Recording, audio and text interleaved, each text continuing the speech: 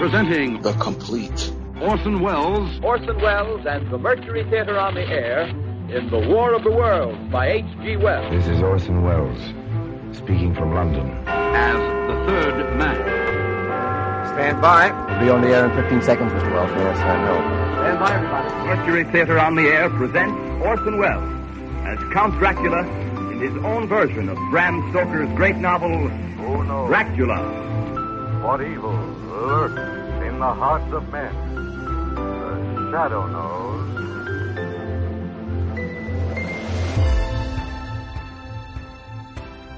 Hello world, welcome to The Complete Orson Welles, featuring a range of programs from 1936 to 1952 that Orson either produced and directed, was featured on, or guest hosted. You can subscribe to my podcast to receive notifications of new posts. If inclined, please leave a rating and or review on your preferred podcast service. Thank you for your support. Hope you enjoy. This episode of 39 Steps by Mercury Theatre on the Air aired August 1st, 1938.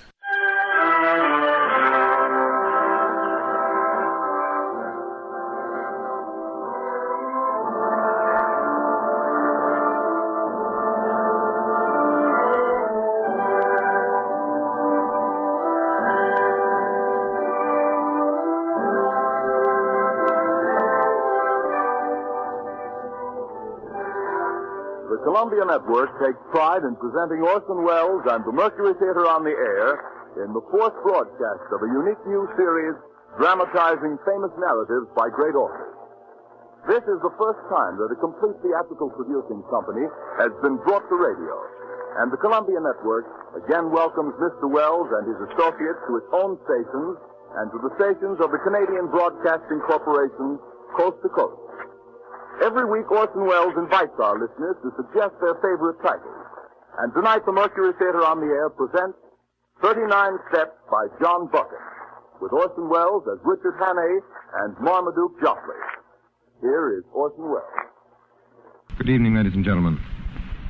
I cannot divulge the full name of the author of the 39 Steps.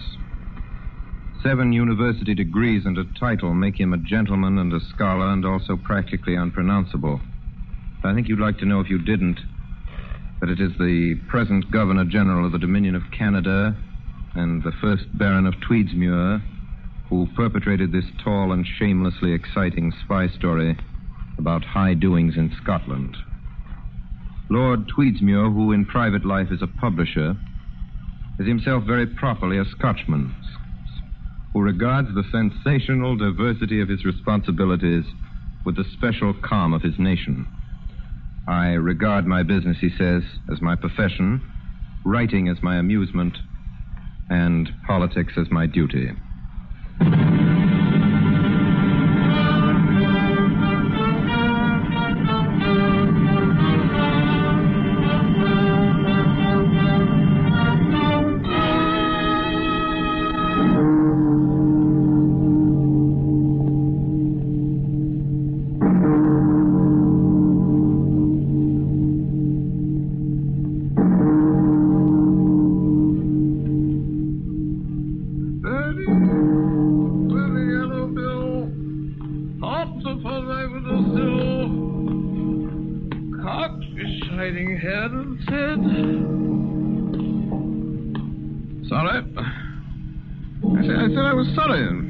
Can't do more than that.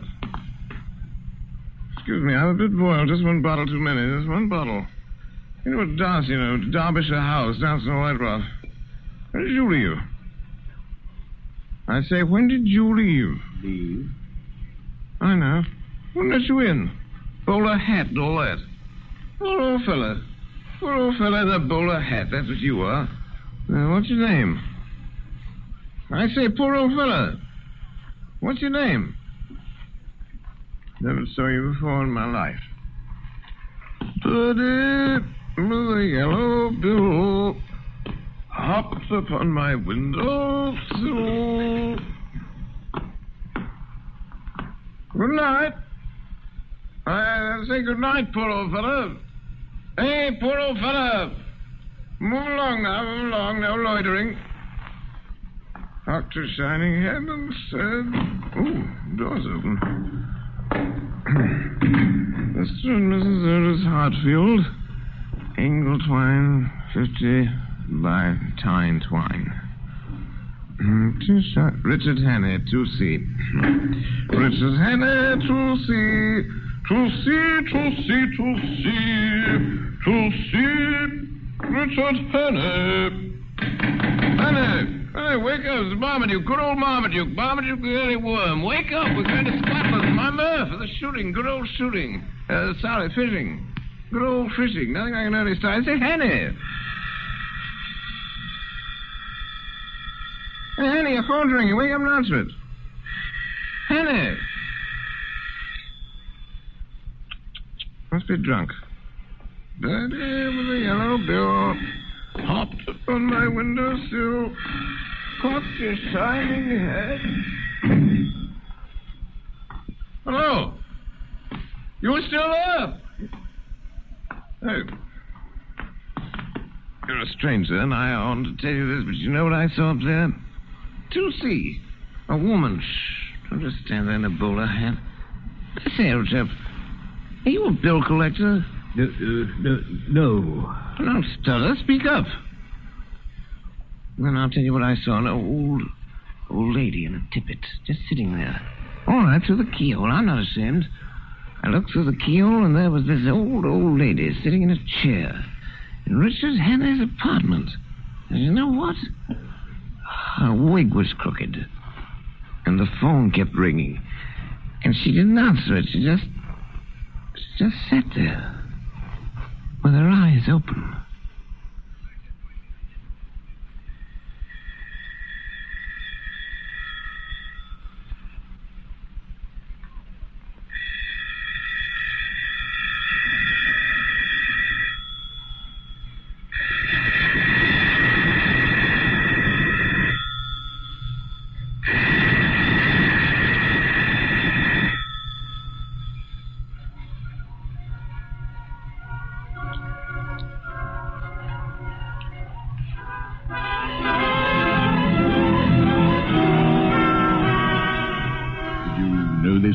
I told you, Inspector, Mr. Hannay. Mr. Richard Hannay.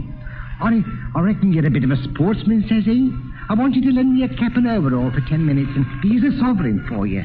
I've got to be a milkman, he says he. Righto, says I. I ain't the man to spoil a bit of sport, and I takes the quid. Quid, eh? Well, you know what Mr. Richard Hannay is worth this afternoon? £5,000. £5,000? £5,000, dead or alive. Mr. Marmaduke Jopley? Go away. Mr. Jopley, it's a gentleman from Scotland Yard. What time is it? What? What's that, Scotland Yard? Mr. Jopley, when did you last see Richard Hannay? Hannay, that's a funny thing. You know, there's an old lady up there this morning in his flat. I'm just sitting there. She wouldn't answer the phone. Did you see Mr. Hannay? No, just the old lady. Wouldn't answer the door, so I looked at the keyhole. And you know, Inspector, she was just sitting there with her eyes open. She would be, Mr. Jopley. She would be. She was dead.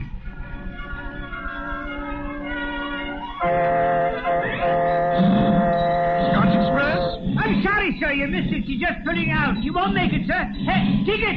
Ticket, hey! Ticket, sir! Ticket!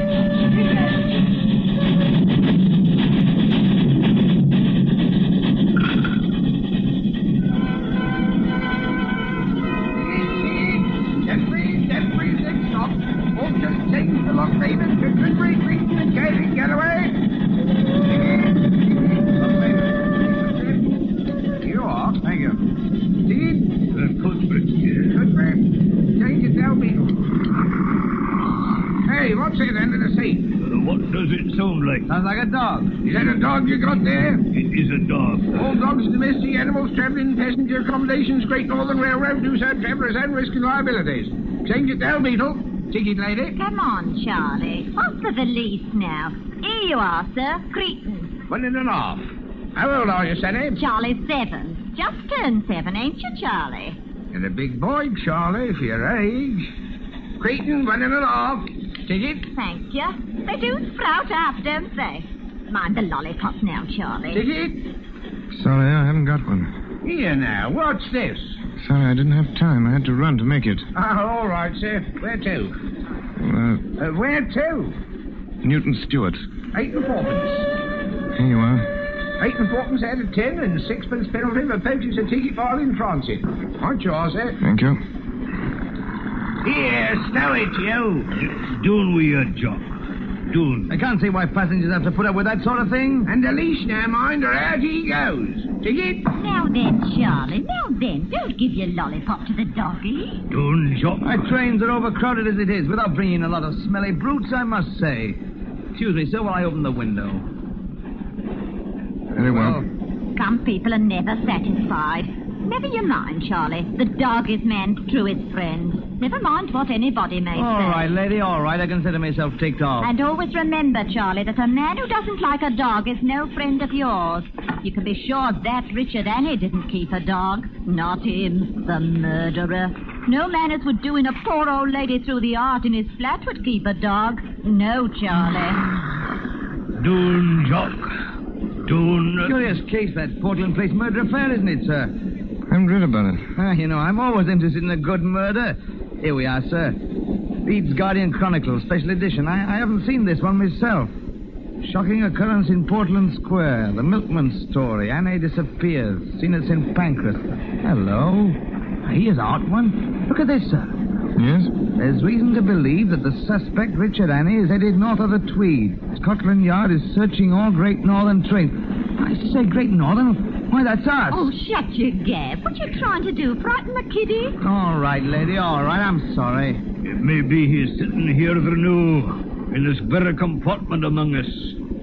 The blood of the slain not dry on his hands. Doon, Jock. We'll soon settle that. Here it is. Middle height, hair brown, eyes blue, moustache, about 35, wearing a grey tweed suit. Now, let's have a look at his picture now. Here it is. Turn to page 17.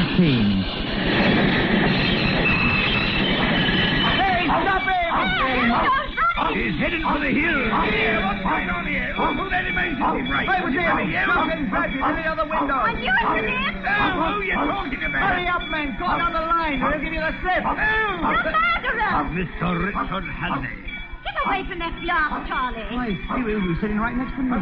Come on now, Charlie. Get away now. Or I'll give you a nice lollipop to one of these gentlemen here.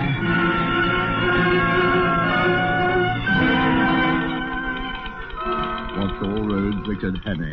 Wanted for Portland Place murder. Reported in stolen car. Large green Daimler speeding south.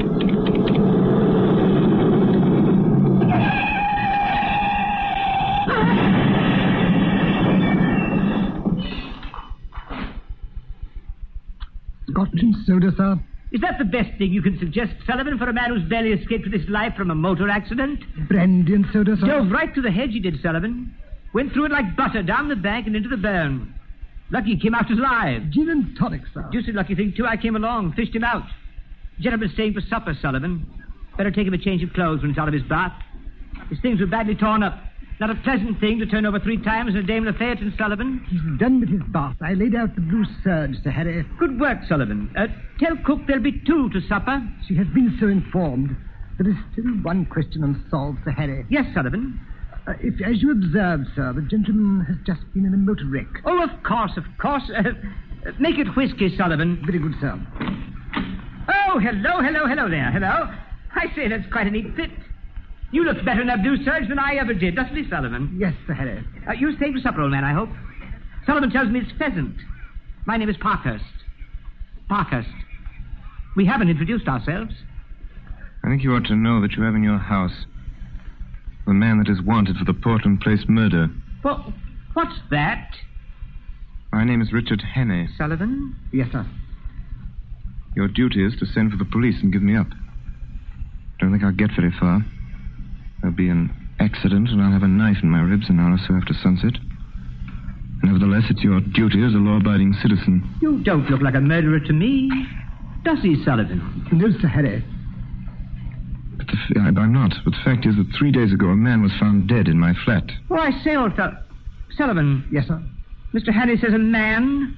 was found dead in his flat. Murdered, Mr. Henney? Murdered. The Portland police murder, Mr. Henney. Yes, Sullivan. A man, Mr. Henney? The victim of the Portland police murder, Sir Harry, was a woman. It was a man. Oh, now look here, old fellow. The press, Sir Harry, is very clear on this one point. The victim was a woman. An old woman, wasn't it, Sullivan? It was, sir. An old woman. The body that was found in my flat on Tuesday morning was the body of a man named Nathan Skoda. Sullivan. Yes, Sir Harry. The whiskey, Sullivan. Very good, sir. And Sullivan. Yes, Sir Harry. Bring 2 glasses. Well, here it is. Here's the whole story. My name is Richard Henney. I was a mining engineer in Rhodesia and Bulawayo. I made my pile and I came back to England 3 weeks ago. Well, last Monday night, I got back to my flat about 10 o'clock.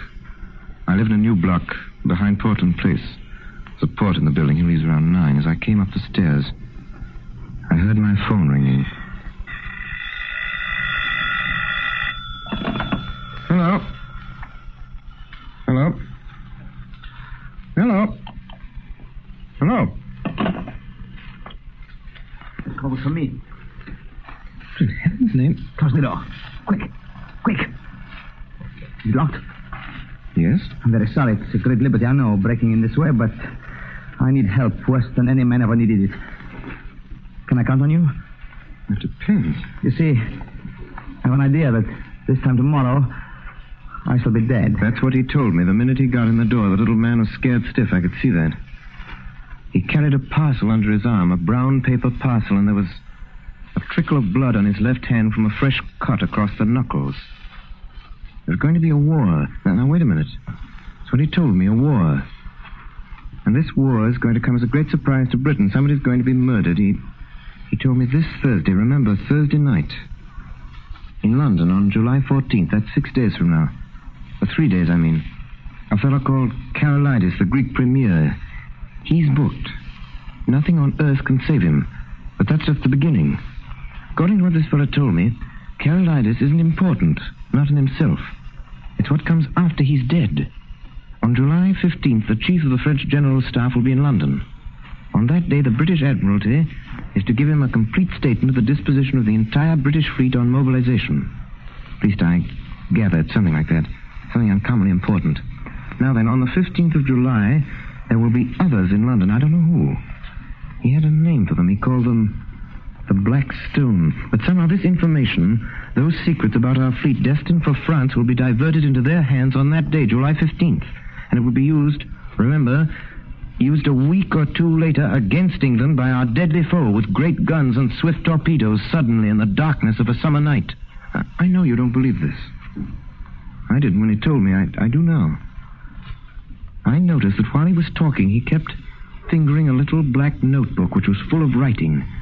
Some sort of code, it looked like. You may believe me or not, as you please. There it is. This is the fellow speaking. The fellow with the brown paper parcel and the cut across his knuckles. This is what he said. What month? Yes, for this information. I got the first hint nearly 2 years ago in an inn on the Achensee in Tyrol. I collected my other clues in a first shop in the Galician quarter of Budapest, in a stranger's club in Vienna, in a little bookshop on the Rattenstrasse in Leipzig. I completed my evidence 10 days ago in Paris. Until yesterday, I thought I had worked unobserved. Don't answer it. Don't answer it. For me. Those men calling for me to see if I'm here. Don't answer it. Mr. Hannay, let me show you something. Mr. Hannay, will you please turn up the light? Yes? Now, Mr. Hannay, come to the window. Look. Down there. I looked. For a moment I saw nothing but the deserted street below. Then I noticed a man in a bowler hat, standing in a doorway across the street.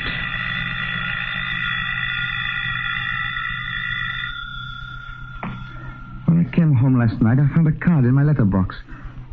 Here it is. Black Stone. What's a Black Stone? Well, that's a name.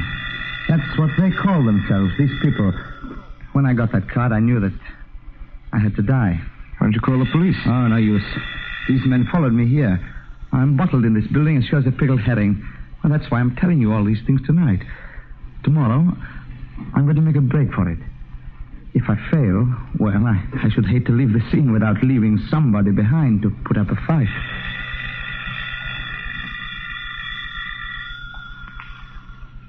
Well, I still didn't know what to make of the little chap, and it was getting late. I made him a bed in my smoking room. Good night. Good night.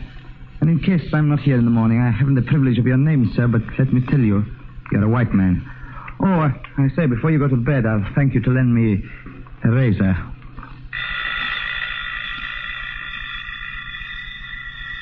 I locked the door of my room. Finally, I fell asleep. I awoke before dawn, couldn't go to sleep again. I lit a cigarette and started to read. Then I noticed that the light in the smoking room was still on. I got up. I had a cigarette in my mouth, I remember. I pushed open the smoking room door. I saw something which made me drop my cigarette. Bolt upright in a chair by the window sat an old woman with her eyes open. There was a long knife through her heart which skewered her to the back of the chair. Scoda!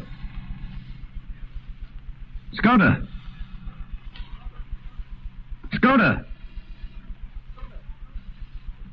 There was no reply. Then I noticed three things. First, that this old woman's wig had fallen slightly askew. Second, that the brown paper parcel I'd noticed under Scudder's arm the night before was now lying open and empty on the table. Third, that across the knuckles of the old woman's left hand was a fresh, unhealed cut. From the limpness of the body, I estimated that Scoda had been dead for about 2 hours. I wondered what had happened to the little black book. I searched Scoda's body and found nothing. And I noticed the whole flat had been ransacked in the night. The insides of books, drawers, covered even the sideboard in the dining room. I shuttered and bolted every door and window in the flat. Scoda's story was true. The proof of it was lying under the tablecloth. The men who knew that he knew what he knew had found him and had made certain of his silence. His disguise had not saved him. I'd be the next to go. But suppose I went out now and called the police. What kind of a story could I tell about Scoda? If I told them the truth, they'd simply laugh at me. I'd be charged with murder. Best I could hope for was jail. And that was just where they wanted me. An English prison was as good a way of getting rid of me till after July 15th as a knife in my chest. I got on an atlas and looked at a big map of the British Isles. My notion was to get off some wild district, some open space where my South African experience would be of some use to me, some place where I'd be in safe hiding for 6 days until July 15th. I decided Scotland would be the best. There was a train from St. Pancras at 7:10. I went to the window and looked out between the shutters. It was beginning to get light.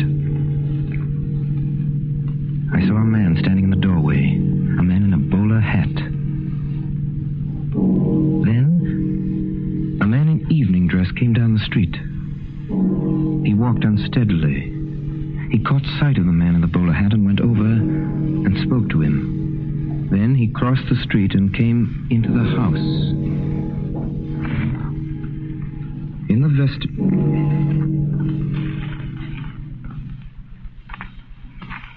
Sorry. Cut. Somebody wrecked my script. Where's my page 25? Then a man in evening dress came down the street. He walked unsteadily. He caught sight of the man in the bowler hat and went over and spoke to him. Then he crossed the street and came into my house.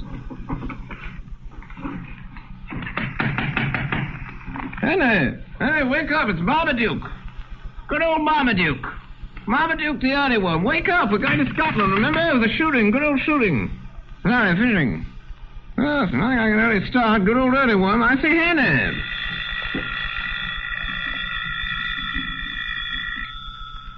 Ting-a-ling-a-ling-a-ling.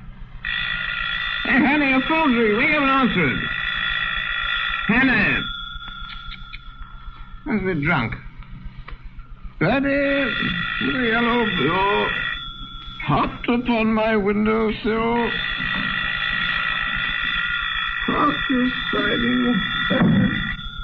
Continues after. In the vestibule, I gave the milkman a sovereign to lend me his cap, his overalls, and his milk cans for 10 minutes. I went out in the street, past the doorway, past the man in the bowler hat. At 7:10, I was in St. Pancras Station. Hey,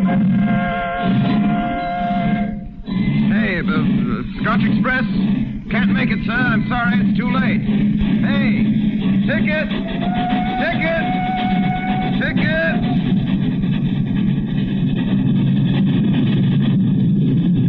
Dumfries. Next stop to Dumfries, Glasgow, Edinburgh. Eustace Wyatt. Bakhtangov cut the lines.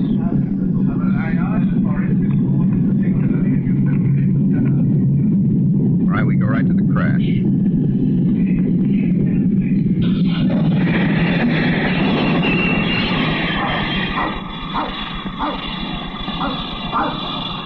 Hey, stop him! There he goes running. It couldn't be heard that way, dear. Once again, let's cut. I can't. Sorry, this is no dress at all. Then a man in evening dress came down the street. He walked unsteadily. He caught sight of the man in the bowler hat and went over and spoke to him. Then he crossed the street and came into the house. Knocking. Well, Annie, wake up. It's Marmaduke. Good old Marmaduke. Marmaduke the early one. Wake up. We're going to Scotland. Remember? The shooting. Good old shooting. Sorry, fishing. Good old fishing. Nothing like an early start. Good old early one. I say, Henny.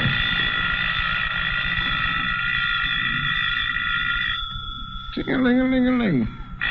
Hey, Henny, your phone's ringing. Wake up and answer it. Henny. Must be drunk. Birdie with a yellow bill hopped upon my windowsill, tossed a shining head. In the vestibule, I gave the milkman a sovereign to lend me his cap, his overalls, and his milk cans for 10 minutes. I went out into the street, past the doorway, past the man in the bowler hat. 7:10, I was in St. Pancras Station. Scotch Express? Sorry, sir, you missed it. He's just putting it out, sir. You won't make it, sir. Hey, ticket! Ticket! Hey, ticket, sir, Ticket!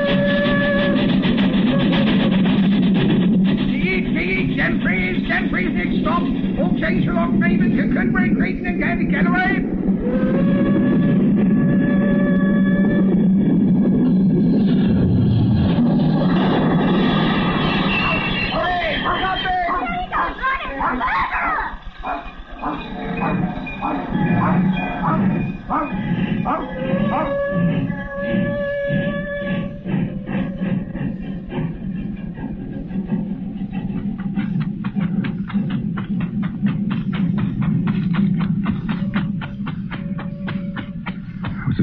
From the track before I stopped running.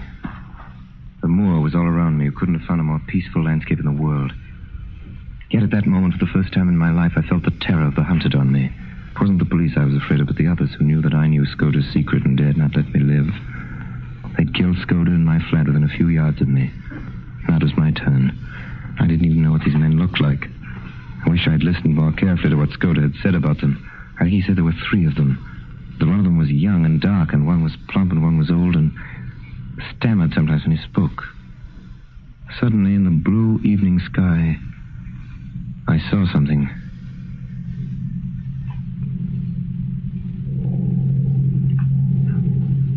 Low down in the south, a monoplane was climbing into the heavens.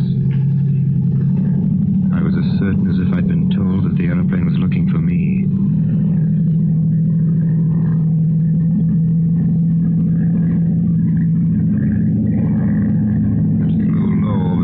And then back over the valley.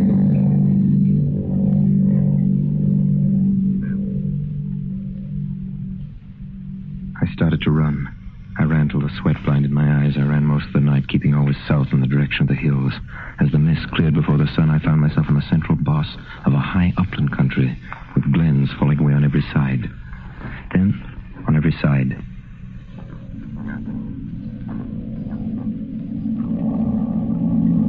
I saw the monoplane again coming up from the east. It was flying high. It circled about me in narrowing circles the way a hawk wheels before it pounces.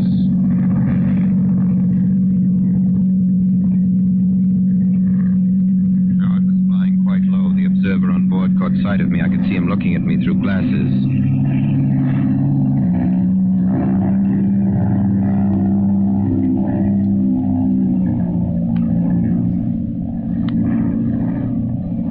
Was speeding eastward again till it became a speck in the blue morning. My enemies had located me. The next thing would be a cordon around me. There wasn't even enough cover on the whole moor to hide a rat. I tossed a coin, heads right, tails left. Fell head, so I turned north. A little while I came to the brow of a ridge. Away down a slope a couple of miles away, several men were advancing like a row of beaters at a shoot. It may have been my imagination, but I thought I saw two figures. One, two, perhaps more, moving in a glen beyond the stream. And here's another thing I learned in South Africa, hunting. If you're hemmed in on all sides in a patch of land, there's only one chance to escape. You must stay in the patch and let your enemies search it and not find you. That was good sense, but where on earth could I hide in that tablecloth of a place? I lost my head and started to run. Suddenly, I stopped.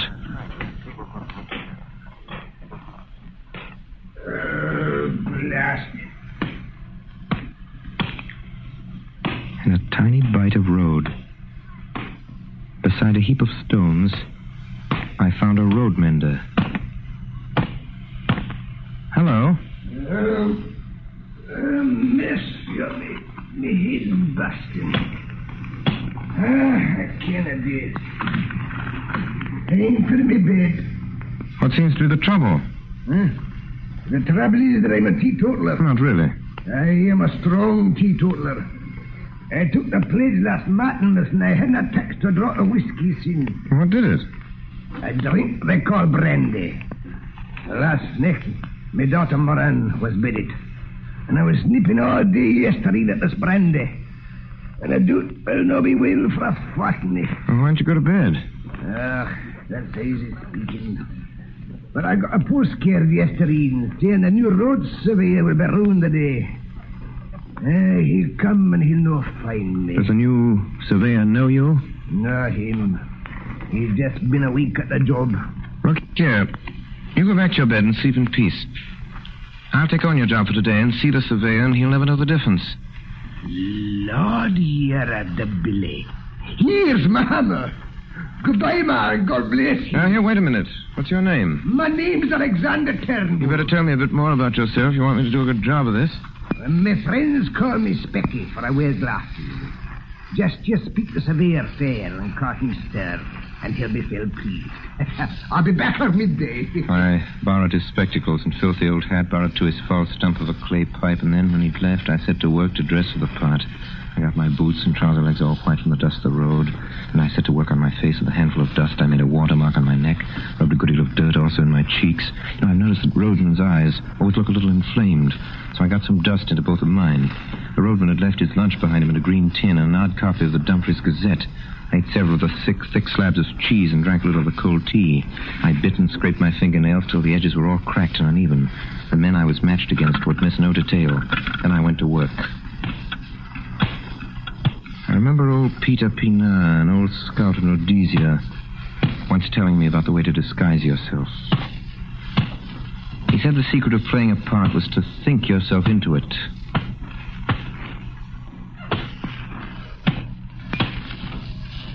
It's cut. So I recall the years that I'd spent. It's cut. Go right into the motorcycle.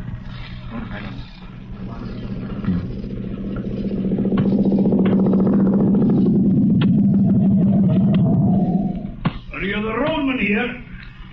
I am. Are you Alexander Turnbull? I am. You have charge of this section? Aye.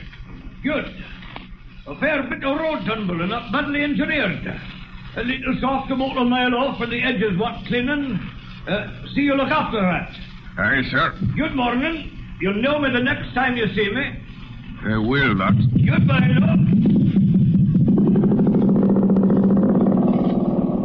So my disguise was good enough for the surveyor. The morning went by. Still no sign of my enemies.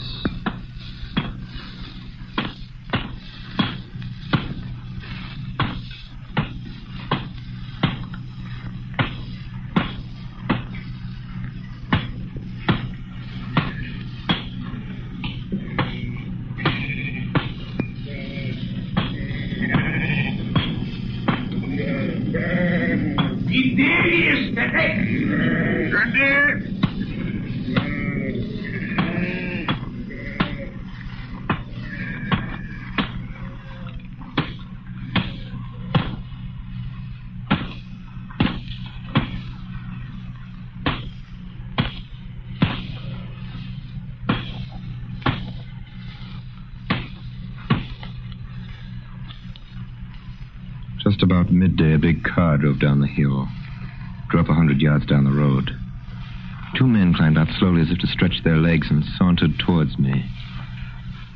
One was lean and sharp and dark. The other was plump and smiling. Morning. Fine, easy job of yours. I'd rather hear you're sitting a day on your hinterlands on the cushions. So you get your papers in good time? He was looking down at the Dumfries Gazette lying beside Turnbull's lunch tin.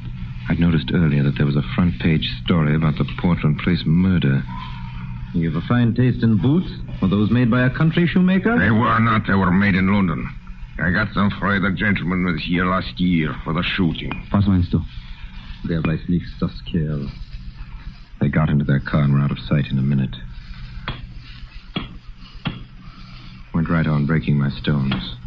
It was just as well. 10 minutes later, the car returned. Went by without stopping. I knew they were watching me. The black stone left nothing to chance. Well, I spent the night on a shelf of the hillside in the lee of a boulder where the heather grew long and soft. I woke very cold and early, about an hour after dawn. At first, I couldn't remember where I was. I saw the pale blue sky through a net of heather, then my own boots placed neatly in a blackberry bush. I looked down at the valley. There were men below, police they looked like, not more than a quarter of a mile off, spaced out on the hillside like a fan, beating the heather. He, Joe! He! There he is! He, Joe! There he is! Where? Up there! Didn't you see him? Yes, that's him! Hey! Look! Look! There he is up there! We were playing hare and hounds. Soon it began to seem less of a game. The police had evidently called in local herds of gamekeepers. These fellows are hefty men on their native heath. Looking back, I saw that only 3 were following me. The others had fetched a circuit to cut me off. I crossed a burn and came out on a road which seemed to be kept with some care. A few hundred yards to my left, I saw the chimneys of a house smoking. There's a veranda in front of the house, and through the glass I saw the face of an elderly gentleman, meekly watching me.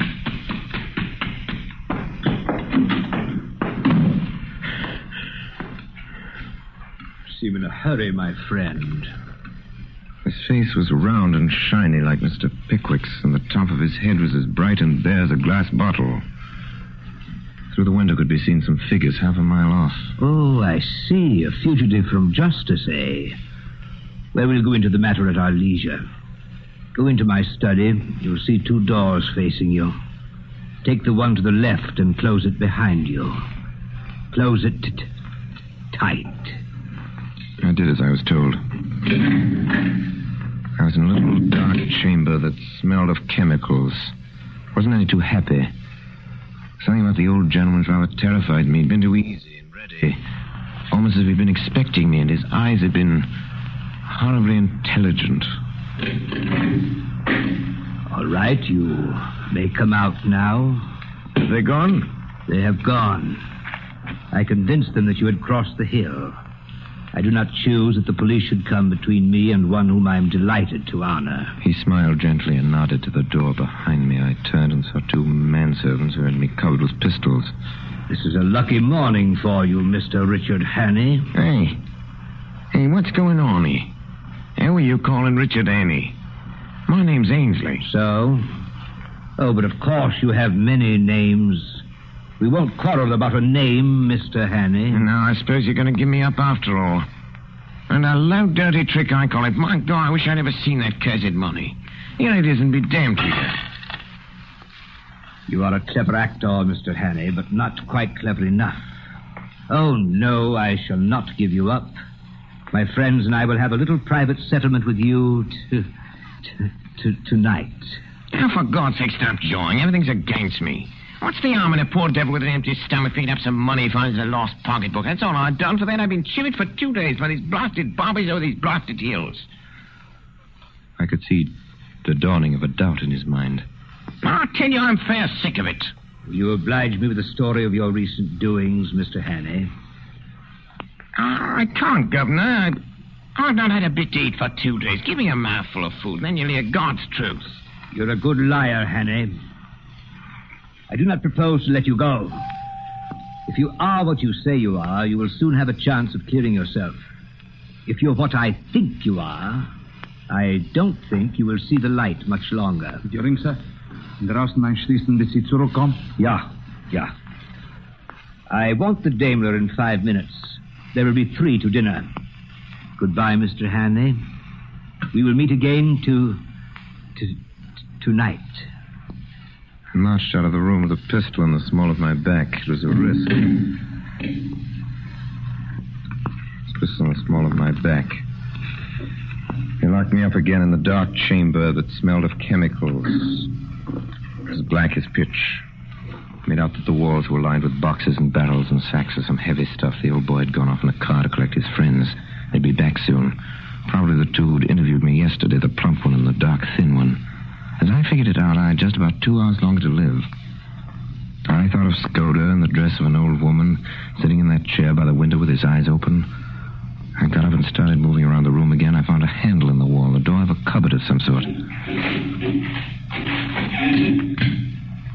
In the cupboard, there were bottles and cases of queer-smelling stuff and coils of fine copper wire. There was a box of detonators and a lot of cord for fuses. Also, half a dozen little gray bricks. I took up one and smelled it and put my tongue to it. I've been a mining engineer for nothing. I know letonite when I see it. It was a risk. But if I didn't take it, I'd probably be occupying a 6-foot hole in the garden by evening anyhow. I took a quarter of a letonite brick and buried it near the door. And I got a detonator and a couple of feet of fuse. Then I lit a match.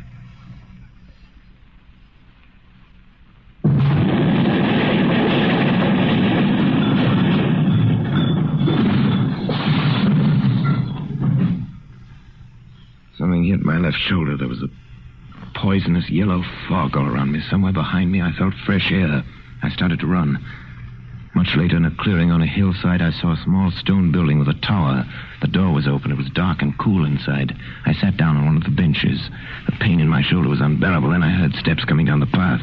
I found a small door in one corner and narrow steps running up the tower. I went up.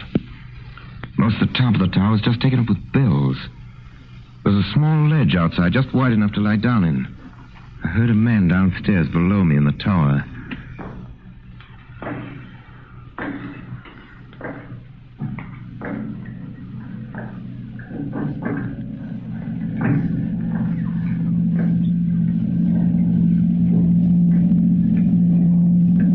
I lay there with a burning head and the sun glaring in my face. Right above me was the monoplane. They couldn't have missed me lying there on the open ledge. They knew where I was. Soon they'd come back for me. Oh, I'm sorry. I read it wrong. They knew where I was. Soon they'd come back for me. Then, suddenly, right under me...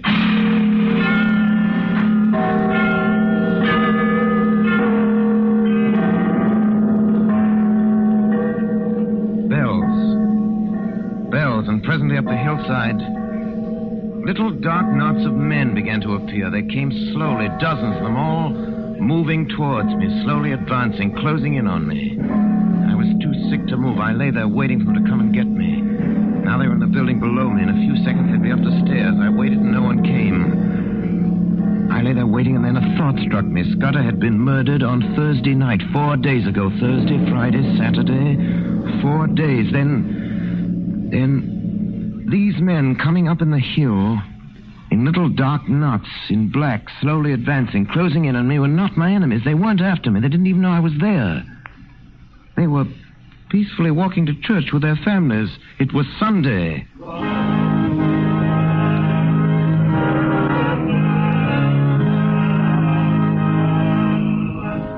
Presently, a large, green, open Daimler drove up.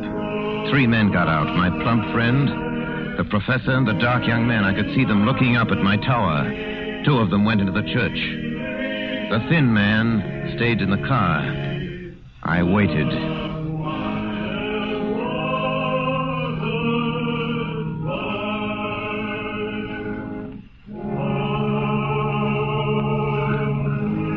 I waited, but they didn't come. Oh, most omnipotent and merciful God, We pray that thou The service had just begun. That gave me about an hour. There was an old iron drain pipe running along the corner of the tower. It didn't seem particularly solid. Besides, I was in full sight of the man in the car. At that moment, it started to rain. The man in the car looked up at the sky and turned in his collar. Then he shrugged his shoulders, got out of the car, and went into the church.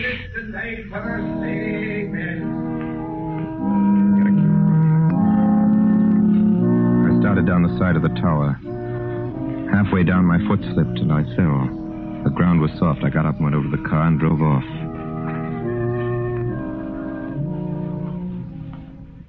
Action. I drove on south, downhill into the valley. The road was full of sharp curves and shining under my headlights and very slippery.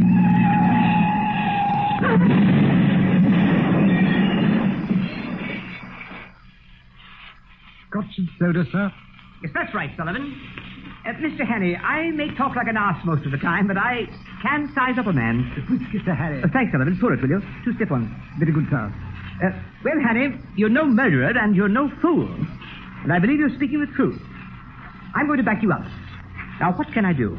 I've got to get in touch with the government sometime before June 15th. That's the day after tomorrow, if you can help me. All right, I will.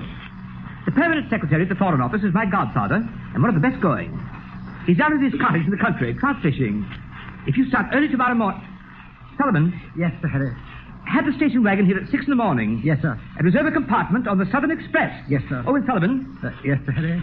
Send a telegram to Sir Walter. Yes, sir. If a man called Hannay... Better not use my real name. Right you are. If a man called,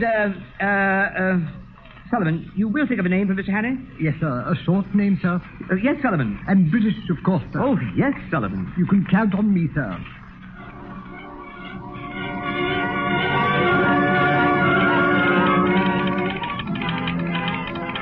Sir Walter Bullivant, Kenneth near Arton's Well, Cambridgeshire. If a man called Twisden appears tomorrow, greet him kindly. He may tell you something that will wake you up. He will pass the word Blackstone and whistle Annie Laurie. Love, Harry.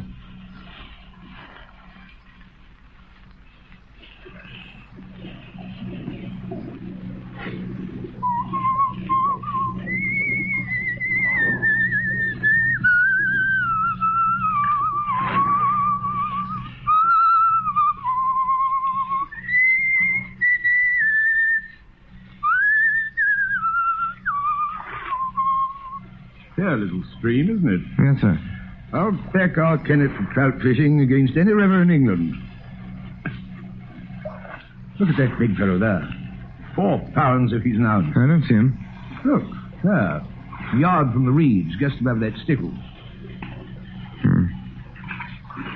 It must be a Blackstone. Yes.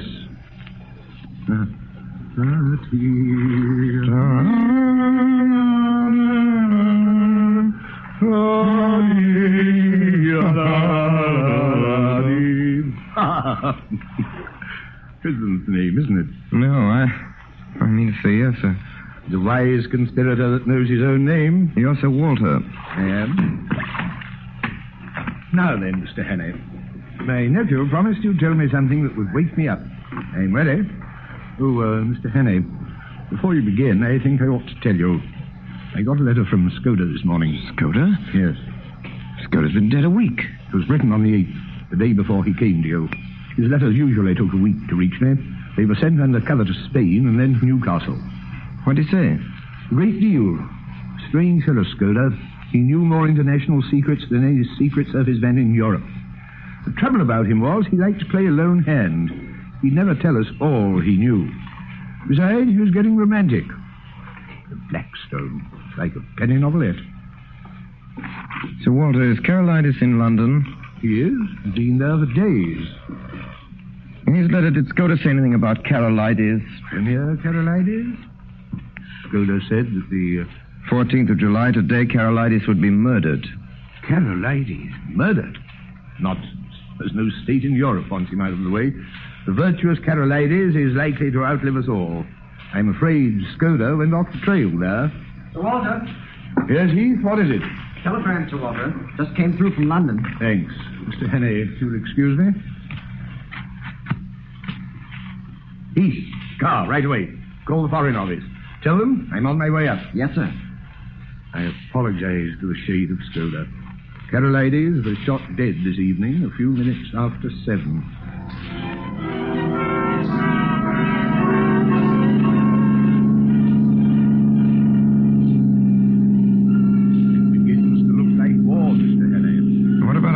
Plans, Sir Walter. You know what Skoda said about them? He said tomorrow, July 15th. We're taking no chances, Mr. Henney. General Dufour, Chief of the French General Staff, arrived in London at 5 today. He dines with the Prime Minister, and then he goes to the Foreign Office, where 4 people will see him. Whittaker from the Admiralty, myself, Sir Arthur Drew, and General Winstanley. Lord Stirling may be there. But you never know about him. He gets more erratic every day. The Foreign Office, General Dufour, will get a certain document from Whittaker. After that, he'll be motored to Portsmouth, where a destroyer will take him to Havre. He won't be left unattended for a moment till he's safe in Paris. Same with Whittaker, till the papers are out of his hands. I don't mind admitting I'm horribly nervous. If those plans were stolen, could the disposition be changed? We can't make any serious change in those dispositions, Mr. Henney, unless we alter the geography of England.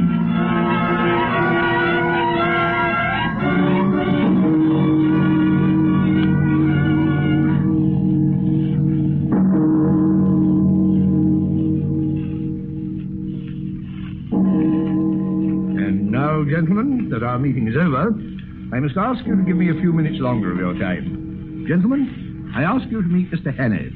How do you do, Mr. Henney? General Dufour. Honor to meet you. Sir Arthur Drew. How do you do, sir? John Whittaker. How do you do, sir? General Winstanley. How do you do? Gentlemen, I've taken the highly unusual step of asking Mr. Henney to attend our meeting tonight because Mr. Henney is in possession of certain vital information which every one of us here... I am sorry, Walter. I am a sick man. I'm going back to my bed where I belong. Good night, gentlemen. Good night, my lord. Good night, Mr. Henney. I'm sorry I can't stay to hear what you've got to say. Oh, and Whittaker, whatever comes up, you take care of it. Don't call me again tonight. Stop that man. Really, Mr. Henney? I tell you to stop that man. Stop him. Mr. Henney, I think you're forgetting I yourself. beg of you to stop. If you won't, I will. Too late.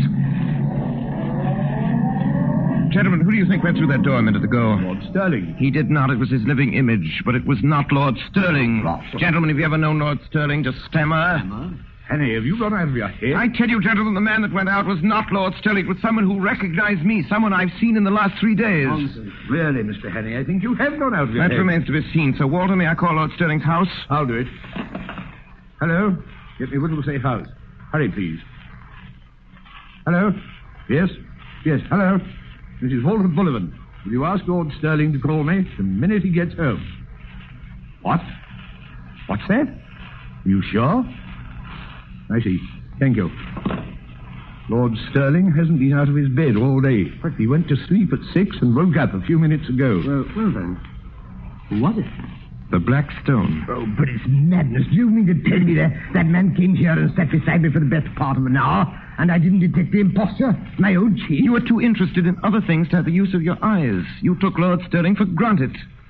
If it had been anybody else, you might have looked more closely. The thing that puzzles me is, well, what good will his visit here do that spy fellow?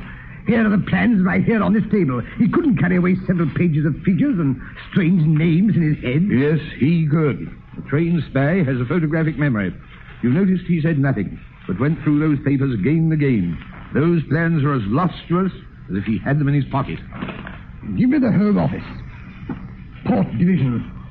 Have every port watched. Every outgoing steamer checked. And we haven't a rag of a clue. I wonder. It's got his little black book. It's in code, except for one sentence scrawled over the last page. Skoda knew where those fellows would hide. He knew when and where they were going to leave the country. I wonder if in that sentence... What is it? Let's hear it. 39 steps. I counted them. High tide, 10:17 p.m. 39 steps? That is a clue, don't you see? It's the place where they're going to leave from. Tomorrow was the day, and it was someplace where high tide was at 10:17. There are at least 100 places in England where the tide's high at 10:17 tomorrow. And they may have gone tonight. Not they. They have their own secret plans, and they won't be hurried. 39 steps. What does he mean by steps? Dock steps. He would have mentioned their number. It must be a place where there's more than one set of stairs. Home Office, Department of Transportation. Hello, Bullivant speaking. I say, is there any regular steamer leaving for the continent at 10:17 p.m.? Look it up. What? You sure? Thanks. There's no regular steamer sailing for the continent at 10:17 p.m. from anywhere. There must be a private boat and a little port. That explains why the tide's important. Hello. Give me the Admiralty. Hello. Walter Bullivant speaking. Hello, Jenkins. What places do you know along the East Coast where there are cliffs and where several sets of steps run down to the beach? Yes, I mean steps, regular staircases. What's that? Place in Norfolk? Rattlesham? On a golf course? No, that's not it. No, marine piers won't do either. Has to be more retired than that. What? Where else? Think, man, think. It's important. What's that? What do you call it? The Rupp. Listen to this, eh? A big, short headland in Kent, close to Bradgate. Sir Arthur, look up the Admiralty tide table, Bradgate. Kent. Yes. A lot of villas on top of a cliff, and some of the houses have staircases down to a private beach. Hurry, Sir Arthur. Here, listen to this. Bradgate. High tide, July the 15th, 10:17 p.m.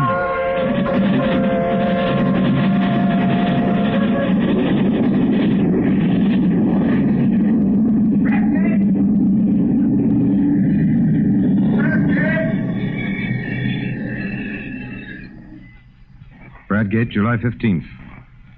Contents reports, Richard Hannay, Special Agent Sir Walter Bullivant, Permanent Secretary, Foreign Office. There is a villa with 39 steps leading down to the sea. Trafalgar Lodge, it's called. It belongs to an old gentleman called Appleton, a retired stockbroker, the house agent says. A decent old fellow, pays his bills regularly. It's always good for a $5 for local charity. Well, sir, from the cliff, I could see Trafalgar Lodge very plainly. A red brick villa with a veranda, tennis on behind and in front. The ordinary seaside flower garden full of marguerites and scraggy geraniums. The flagstaff with an enormous Union Jack hung limply in the air. Presently, I observed someone leave the house and saunter along the cliff. It was an old man wearing white flannel trousers, a blue serge jacket, and a straw hat. He carried field glasses and a newspaper. He sat down and began to read. Sometimes he'd lay down the paper and turn his glasses in the sea. He looked for a long time at the destroyer. I watched him for half an hour. Then he got up and went to his house. After lunch, I saw a foreign-looking yacht come up from the south and drop anchor pretty well opposite the Rough. Later in the afternoon, a British destroyer came in. I found a place in an empty garden next door to Trafalgar Lodge, and from there I had a full view of the tennis court on which two men were playing tennis. I could hear their voices. One was the old man I'd already seen. The other was a younger fellow. They played with tremendous zest, like two city gents getting a workout. You couldn't conceive a more innocent spectacle. Ready? Full service, 15 all.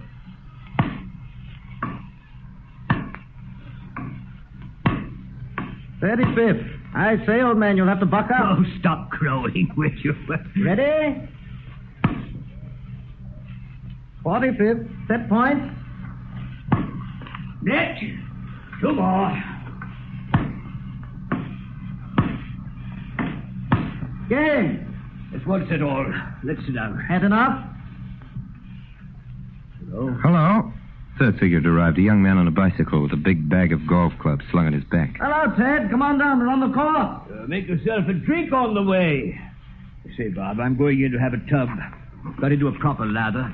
This'll bring down your weight and your handicap. Take you on tomorrow and give you a stroke a hole. You couldn't find anything more English than that, could you, sir? These men might be acting, but if they were, why was their audience?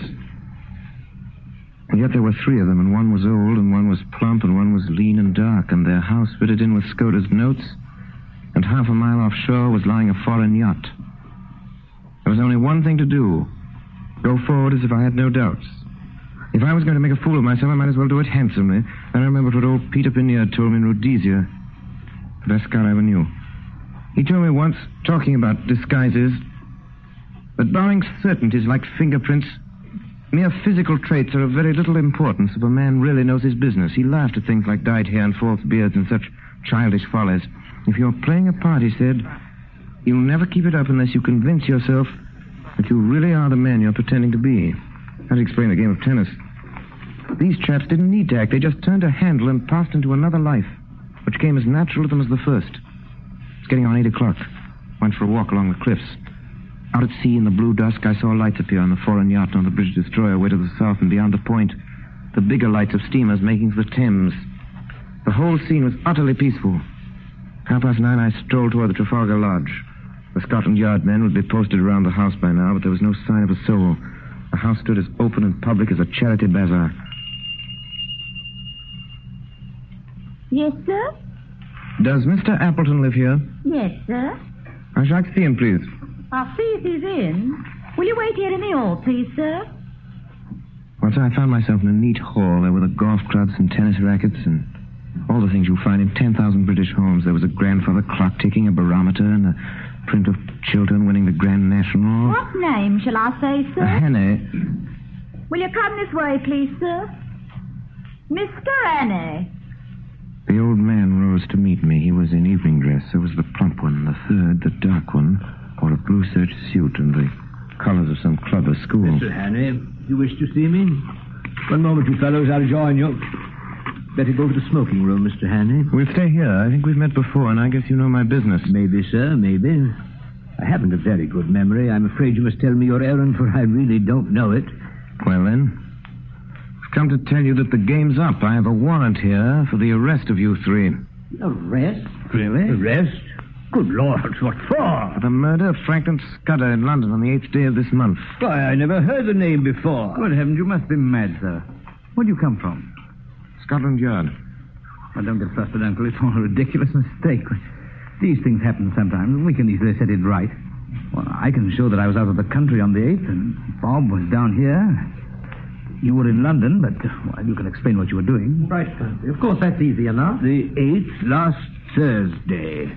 Why, that was the day after Agatha's wedding. Let me see, what was I doing? I came up in the morning from Woking and lunched at the club with Charlie Simmons. Then, oh, yes, I dined at the City Hall. The punch didn't agree with me. I was seedy the next morning. Hang it all, there's the cigar box I brought back from the dinner. I think, sir, you will see you're mistaken. We want to assist the law like all Englishmen, and we do not want Scotland Yard to be making fools of themselves. That's so, Uncle. Certainly, Bob, certainly. We'll do anything in our power to assist the authorities, but this is a bit too much. I can't get over it. Think what Aunt Nellie will say. She always said you'd die of boredom because nothing ever happened to you, and now you've got it thick and strong. Why, that's wonderful. Oh, yes, just think of it. What a story to tell at the club. Really, Mr. Hannay, I suppose I should be angry to show my innocence, but it's too funny. I almost forgive you the fright you gave me. You looked so glum, I thought I might have been walking in my sleep and killing people like Jack the Ripper. Couldn't be acting. It was too confounded genuine. My heart went into my boots. My first impulse was to apologize and clear out. The light from the dinner table candlestick was not too good.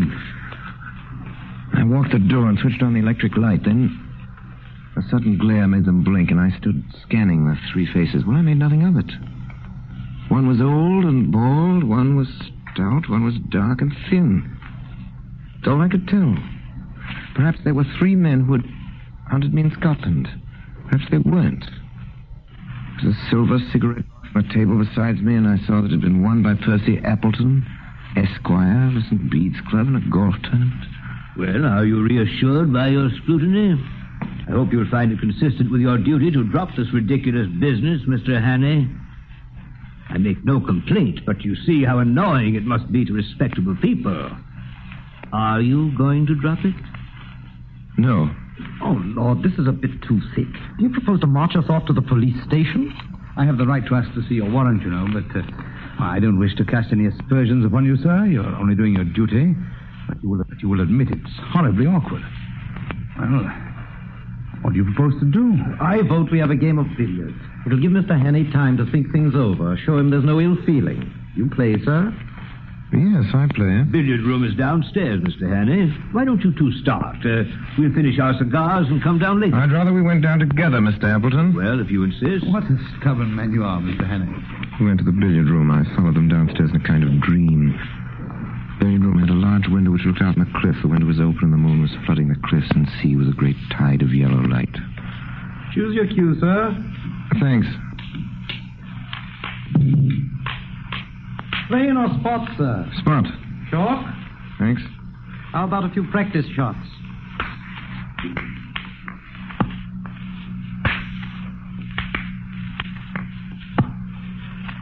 Good work, Mr. Henry. I'm afraid you're in for a licking, Bob. Shall we start?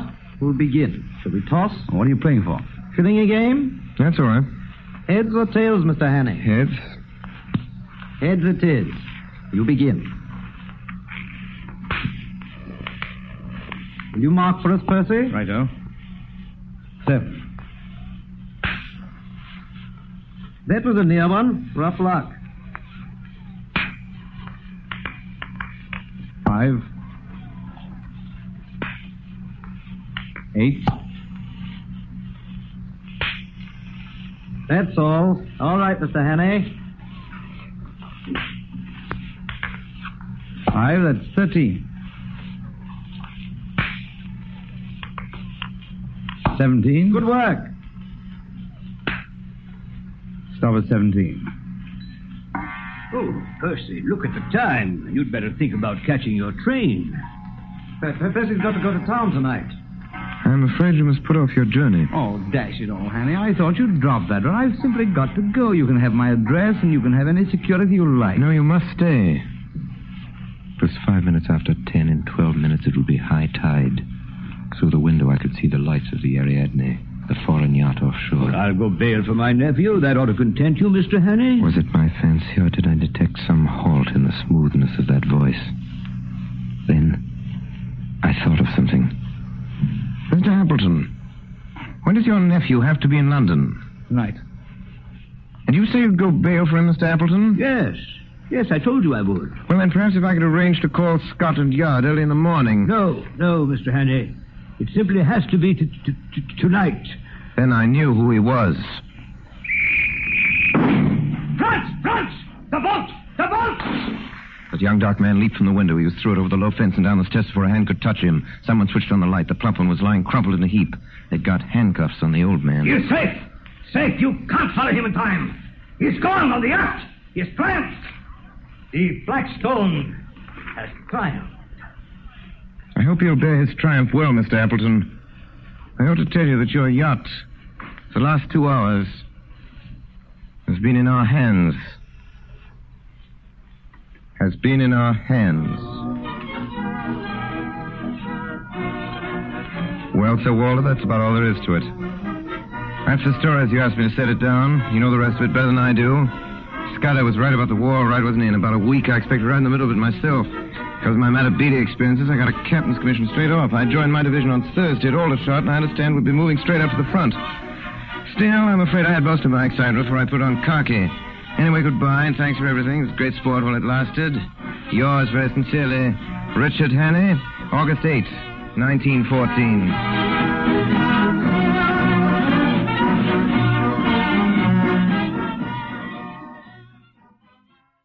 Tonight, the Columbia Network has brought you Orson Welles and the Mercury Theatre on the Air in 39 Steps by John Buchan. We now present the star and director of these broadcasts, who tonight played Richard Haney, Orson Welles. Ladies and gentlemen, if you missed Madeline Carroll in our stag version of 39 Steps, the young lady in the movie, in common with almost everything else in that movie, was the child of its director's own unparalleled and unpredictable fancy. If you missed anything, you must blame Mr. Alfred Hitchcock. If you were surprised by anything, you must blame us. Well, next week, the Mercury Theatre, by way of an experiment, attempts a radio anthology of short stories. Until then, good night, everybody, goodbye, and see you next week.